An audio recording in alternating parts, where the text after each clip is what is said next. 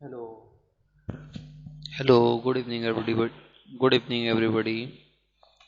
आज आज जो मेरे को बताना है कि रावण को हम लोग क्यों जलाते हैं। वैसे तो आप सभी लोग जानते होंगे रावण को क्यों जलाया जाता है, क्योंकि वो श्री रामचंद्र जब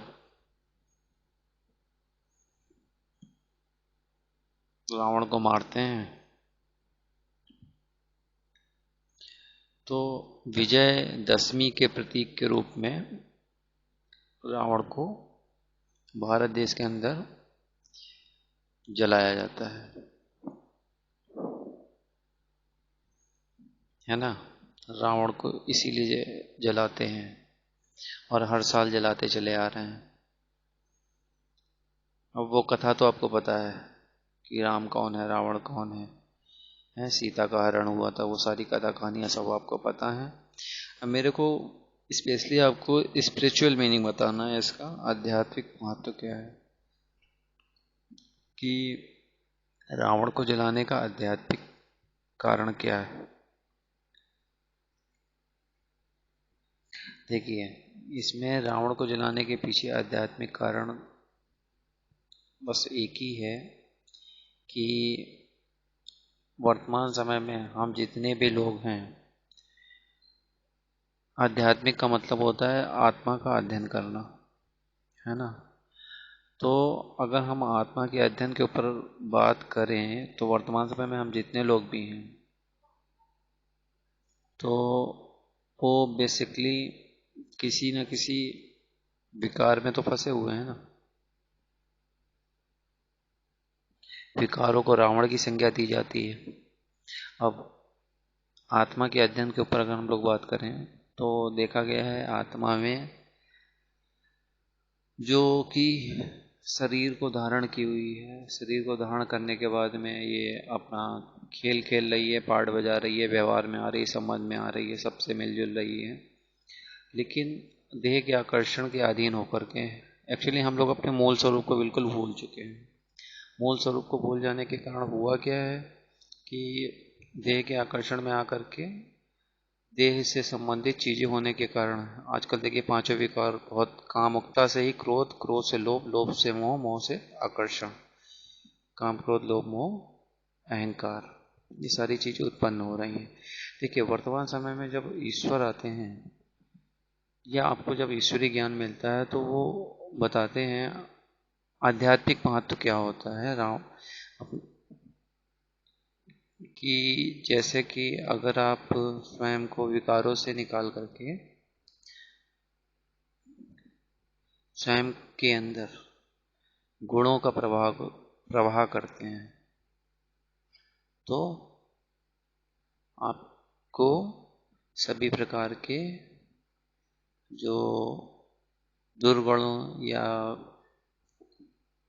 आप जो कहें एक प्रकार से कि जो कमजोरी है कि किस प्रकार से आप इन सारी चीज़ों पे विजय प्राप्त कर सकते हैं। तो इसके लिए जो मूल चीज़ है वो आपको बताते हैं कि राम कौन है, रावण कौन है। देखिए राम एक परमपिता परमात्मा है। हमारी आत्मा कौन है, जो देह के जंजाल में फंसी हुई है ना। हम लोग इतने सारे जन्म ले चुके हैं, हम लोग भूल ही गए हैं कि हम मूल रूप से हम आत्मा है। और मैं आत्मा के विषय में थोड़ा सा ये बता दूं, कोई आत्मा ये ना समझे कि कुछ आत्मा बेसिकली एक चमकती बिंदी, हमारे सितारे सितारे जैसी चमकती बिंदी होती है जो कि हमारे मस्तक के बीचों बीच में भ्रकुटी के इस स्थान पे दोनों भावों के बीच के स्थान को भ्रकुटी बोलते हैं। इस भ्रकुटी के स्थान पे चमकती हुई आत्मा, है ना। इस ये इसीलिए देखिए मंदिरों में आजकल तिलक लगाने का चलन निकल आया है ना। तिलक क्यों लगाते हैं, उसके पीछे रीजन ही है कि क्योंकि वो एक प्रकार से स्मृति, आप अब वो ओरिजिनल स्मृति रह नहीं गई है अब, लेकिन मंदिर में तिलक लगा देते हैं तो वो एक प्रकार से आपकी बॉडी पे तिलक लगता है। ओरिजिनल आपको आपकी पहचान नहीं मिलेगी आप एक आत्मा। और इसी प्रकार से देखिए माताएं बहनें बिंदी लगाती हैं, तो ये एक्चुअल में आपकी ओरिजिनल पहचान आपको नहीं है, लेकिन वो प्रतीक के रूप में दुनिया में चलता चला आ रहा है। तो अभी मुख्य रूप से जो वर्तमान समय में परम पिता परमात्मा जो कि सच्चे सच्चे राम है, वो हम सभी सीताओं को, सीता क्यों कह रहे हैं, क्योंकि देह के विकार। अब देखिए रावण के 10 सिर होते हैं, है ना। कौन से 10 सिर होते हैं? 5 पुरुष के विकार, 5 स्त्री के विकार। और वर्तमान समय में देखिए रावण को हर साल जलाते हैं, रावण मरता ही नहीं है, हर साल जलाते चले आ रहे हैं परंपरा के रूप में, है ना। और देखिए दिन प्रतिदिन जितने भी रावण जलते हैं वो बड़े करते चले जा रहे हैं, मतलब छोटे से बड़े होते चले जा रहे हैं। पहले एक रावण जलता था, अब तीनों जलते हैं, यानी कुंभकर्ण, मेघनाथ और रावण, मतलब उनका पूरा खानदान एक प्रकार से। अब रावण के विषय में आपको बता दूं, जैसे काम, क्रोध, लोभ, मोह, अहंकार, ये 5 विकार हमारे हो गए। 5 इसी प्रकार से स्त्री के विकार, काम, क्रोध, लोभ, मोह, अहंकार, है ना। तो ये 10 विकार होते हैं। मुख्य ये 5 ही विकार होते हैं, लेकिन 5 स्त्री के, 5 पुरुष के, तो इसलिए 10 विकार कहा गया है ना। आत्मा तो जो है ना, स्त्री का शरीर भी ले सकती है आत्मा, पुरुष का शरीर भी ले सकती है। तो विकार जिस शरीर को लेगी तो उस प्रकार से उसके अंदर विकार उत्पन्न होते हैं। बॉडी कॉन्शियस ही, इसलिए उसको 10 शीश दिखाए गए हैं। अब इन 10 शीशों को खत्म करने का तरीका ये है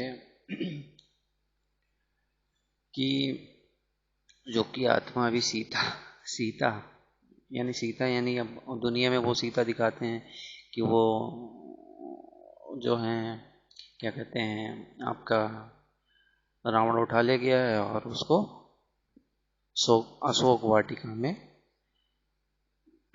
कैद कर दिया है। अभी हम वास्तव में हमारी बॉडी के अंदर कैद हैं।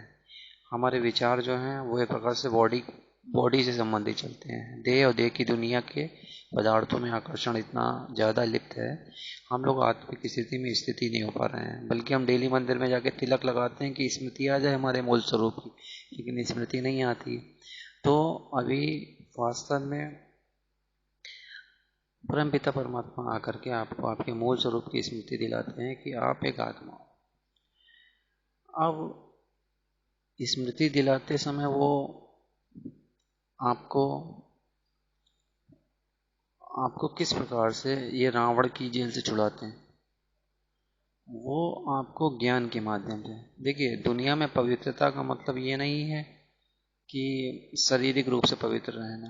जब तक आपके विचारों पे आपका पूरा कंट्रोल नहीं होगा, और कंट्रोल किस प्रकार से होगा, जब तक आपके पास शुद्ध ज्ञान नहीं होगा। और शुद्ध ज्ञान की क्या पहचान होती है? शुद्ध ज्ञान की पहचान होती है जिसमें आपको आपके अपने स्वरूप की स्मृति आ जाए।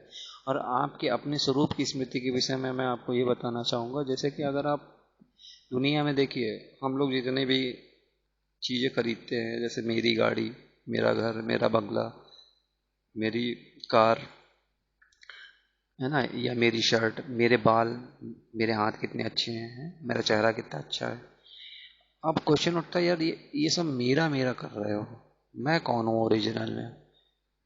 ये कोई नहीं जानता है। अभी किसी से पूछ दो हु आर यू, कहेंगे मेरा मेरा नाम ये है, फलाना फलाना फलाना। अब ओरिजिनली आप कौन हो? अब वही ओरिजिनल आपको बता रहे हैं आकर के परम पिता परमात्मा। आप देह के अंदर मस्तक के बीच में चमकती हुई एक आत्मा हो, अपने मूल स्वरूप को जान जाओ। तो इसमें वो कौन सी गलत बात बता रहे हैं? वो आपको आपकी ओरिजिनल पहचान ही तो दे रहे हैं। मैं कौन हूँ, मैं कौन हूँ, इस चीज़ का क्वेश्चन ढूंढते थे। अब देखो, कोई भी व्यक्ति हो ये भी क्वेश्चन कर सकता है कि मैं ये कैसे मान लूँ कि मैं चमकती हुई बिंदी हूँ।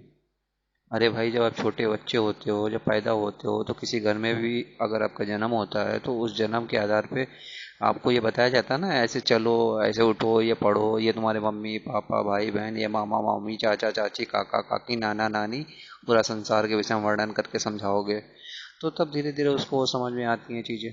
तो अभी आपको जो कि हाईएस्ट से हाईएस्ट अथॉरिटी है, स्वयं भगवान शिव, ज्योतिर्मय निराकार परम पिता परमात्मा, वो आकर के आपको आपके ओरिजिनल स्वरूप की पहचान दिला रहे हैं कि आप अपने मूल स्वरूप को पहचानो।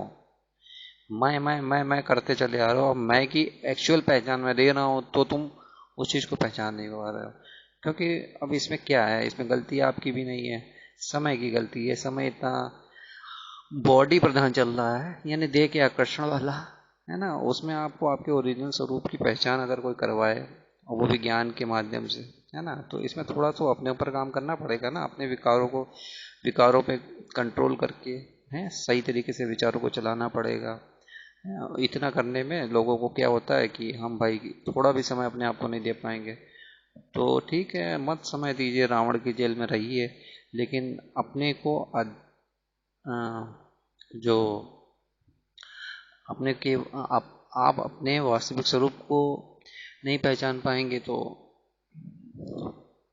ठीक है, कोई बात नहीं। लेकिन वर्तमान समय में जब परमपिता परमात्मा आकर के आपको आपके मूल स्वरूप की पहचान करा रहे हैं, अब जैसे मैं भी हूँ, तो मैं अगर बोलने तक सीमित रहूँ तो मुझे कुछ भी इसमें समझ में ना आए, क्योंकि एक्चुअल में हर चीज़ को बोलने से ज़्यादा स्वरूप में ला करके, यानी जब मैं बोलूँ तो मैं उस चीज़ को मैं स्वरूप में लाऊं, तब तो ठीक है वो चीज़ कहना, है ना। अब मैं इस चीज़ को समझता हूँ कि मैं अगर जब आत्मिक स्वरूप की स्थिति में रह करके कुछ भी चीज़ वर्णन करता हूँ या कुछ भी बातचीत करता हूँ और अपनी ओरिजिनलिटी को जान करके अपनी शक्ति को बढ़ाने का प्रयास करता हूँ, तो उससे मेरे अंदर बहुत शक्ति का संचार होता है, ज्ञान का संचार होता है, गुणों का संचार होता है।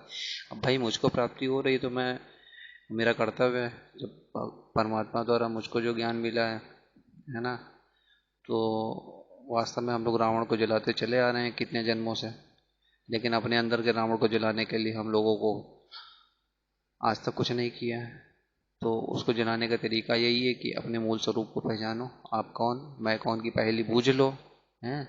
और ये पहली से केवल परमपिता परमात्मा के सिवा कोई भी नहीं बुझा सकता है, क्योंकि मूल स्वरूप की पहचान कोई दे ही नहीं सकता है ना। मूल स्वरूप की पहचान अगर हो जाए, उसके बाद में आपको आपके लक्ष्य की पहचान हो जाए कि मूल स्वरूप यानी आत्मा कितने जन्म लेती है और किस क्वालिटी के जन्म उसको चाहिए, फिर आप देखिए आपका जो सोचने का नज़रिया है बिल्कुल चेंज हो जाता है।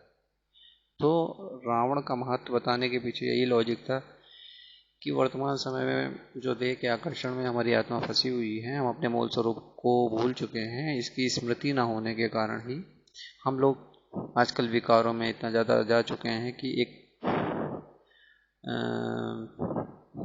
अब क्या कहें, विकार ही कहेंगे, लेकिन आदमी ये समय, कोई भी व्यक्ति संसार का इस समय ऐसा नहीं है जो विकारी ना हो, ठीक है। अब एक परमात्मा आकर के आपको मूल स्वरूप की स्मृति दिला रहा है, आपके ओरिजिनल स्वरूप की। देखिए, जबरदस्ती कोई सौदा नहीं है, पहले स्वयं की पहचान करिए और स्वयं के विचारों को स्वयं को उस दिशा में चलाइए, यानी स्वयं को पहले समझिए कि मैं कौन, और स्वयं के मूल स्वरूप की जब एक बार आपको स्मृति हो जाएगी, फिर रावण भी खत्म हो जाएगा, हैं, शोक वाटिका से अशोक वाटिका में भी पहुंच जाएंगे, फिर से राम से मिलन हो जाएगा, फिर से हम लोग दीपावली यानी सच्चे सच्चे दिवाली मनाएंगे, है ना। अभी तो वो स्थूल दीपक जलाते हैं, फिर ये चैतन्य दीपक आपके मस्तक पर हृदय में चमकता रहेगा, है ना। जिसकी जिसकी स्मृति के परिणाम स्वरूप दीपावली मनाई जाती है कि आपको आपके ओरिजिनल स्वरूप में स्थित कर दिया गया है। ये बहुत ही सिग्निफिकेंट, यानी जो भी मैं बातें बोल रहा हूँ ये सब आत्मा के बेस्ड के ऊपर है, यानी आत्मा के अध्ययन के ऊपर। और ये मेरी कोई नॉलेज नहीं है, ये बताया गया स्वयं परमपिता परमात्मा द्वारा, ठीक है। क्योंकि विकारों के विषय में भी नॉलेज जो है, देखिए विकार भी आपके अंदर ही है सब इंस्टॉल, उसको डिलीट करना पड़ेगा, और डिलीट करने के भी तरीका है कि आपको राम को जानना पड़ेगा, राम के गुणों को जानना पड़ेगा, है ना। जब हम जानेंगे कि हम इतने हाईएस्ट से हाईएस्ट परमपिता परमात्मा की संतान है, इतने ऊंचे से ऊंचे भगवान की संतान है, और अभी हमारी क्या हालत हो गई है, तो हालत इन द सेंस, अब ये मत समझिए कि आपके पास पैसा बहुत ज़्यादा है तो आपकी हालत बहुत अच्छी है, नहीं। तीन चीज़ें देखिए, सुख शांति पवित्रता, तीनों में से कोई भी चीज़ कमी है, सुख है किसी के पास, अगर जीवन में शांति नहीं तो भी जीवन बेकार है, शांति है शांति नहीं है, सुख है पवित्र, तो भी वो हलचल में रहेगा, है, कोई डिसीजन कायदे से नहीं ले।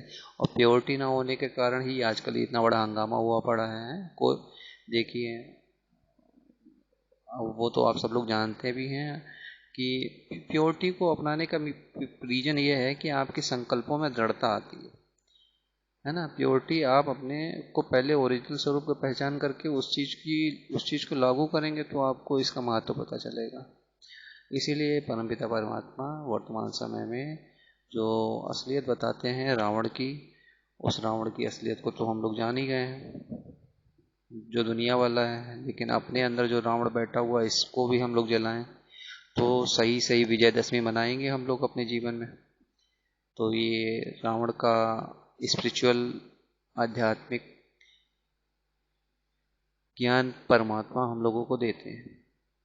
तो ऐसा करें कि जिससे जीवन हम लोगों का सुंदर बने। तो इसी के लिए हम लोगों को इस प्रकार की जीवन में धारणा करनी चाहिए जिससे जीवन हमारा वास्तव में विजय की ओर बढ़े। ठीक है, तो अभी इतनी लंबा वीडियो बनाते हैं। Okay, thank you. ओम शांति।